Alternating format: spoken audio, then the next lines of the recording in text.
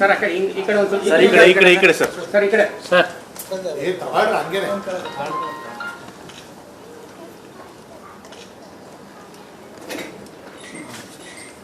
Sir sir ಒಂದು second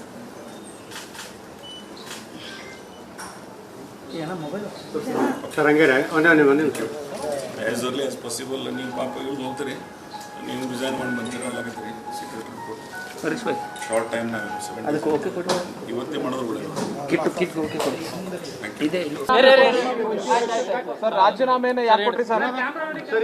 ನಾನು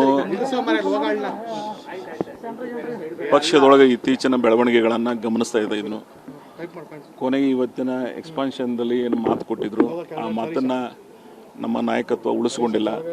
so ಅದಕ್ಕಾಗಿ ನನ್ನ ಅನಿವಾರ್ಯವಾಗಿ ಬೇರೆ ಮಾರ್ಗ ಇಲ್ಲ ನನಗೆ, ಅದಕ್ಕೆ ನಾನು ರಿಸೈನ್ ಮಾಡ್ತಾ ಇದ್ದೀನಿ. ಅದಕ್ಕಾಗಿ ಸ್ಪೀಕರ್ ಅವರು ಬಂದು ಸಬ್ಮಿಟ್ ಮಾಡಿದ್ದಾರೆ.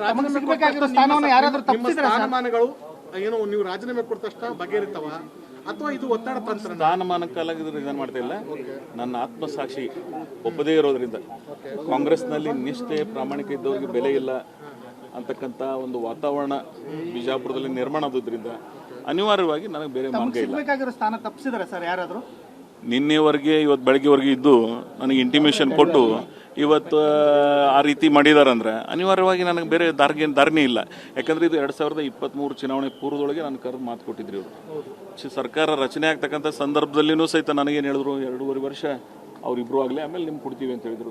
ಇವತ್ತು ಅದಕ್ಕೆ ಅವರ ರೀತಿ ನಡ್ಕೊಂಡಿಲ್ಲ. ಅನಿವಾರ್ಯವಾಗಿ ನನಗೆ ಬೇರೆ ಮಾರ್ಗ ಇಲ್ಲ. ನಾನು ಅವ್ರನ್ನ ಬಿಟ್ಟು ಹೋಗ್ತಾ ಇಲ್ಲ, ಅವರೇ ನನಗೆ ಬಿಡುವಂಥ ಒಂದು ವಾತಾವರಣ ಸೃಷ್ಟಿ ಮಾಡಿದ್ದಾರೆ.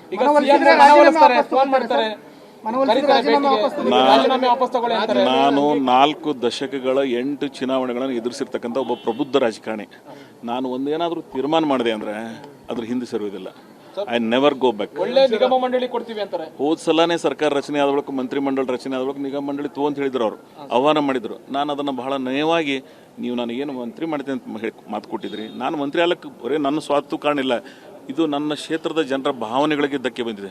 ಸ್ವಾತಂತ್ರ್ಯದ ನಂತರ ಇವತ್ತಿಗೂ ಅವಕಾಶ ಸಿಕ್ಕಿಲ್ಲ ಅಲ್ಲಿ. ಸೊ ಹೀಗಾಗಿ ನನ್ನ ಭಾಗದ ಜನರ ಇಂಡಿ ಕ್ಷೇತ್ರ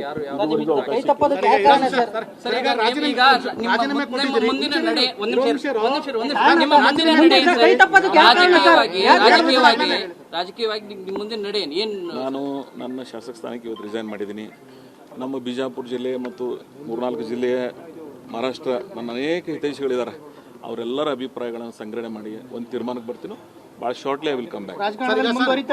ಈಗ ರಾಜೀನಾಮೆಯನ್ನು ಅಂಗೀಕಾರ ಮಾಡೋದಿಲ್ಲ, ಸ್ಪೀಕರ್ ಈಗ ರಾಜೀನಾಮೆ ಕೊಡ್ತಿದ್ದಾರೆ, ನಿಮ್ಮ ಲೆಟರ್ನ ಏನೂ ಪ್ರೊಸೆಸ್ ಮಾಡೋದಿಲ್ಲ. ಹಾಗಾಗಿ ನಿಮ್ಮ ಪತ್ರದ ಬಗ್ಗೆ ಯಾವುದೇ ಆಕ್ಷನ್ ತಗೊಳ್ಳಿಲ್ಲ ಅಂತಂದ್ರೆ ನೀವು ರಾಜೀನಾಮೆ ಕೊಡೋದು ವೇಸ್ಟ್ ಆಗಲ್ಲ. ನಾನು ಕೊಟ್ಟ ಬಳಿಕ ಸ್ಪೀಕರ್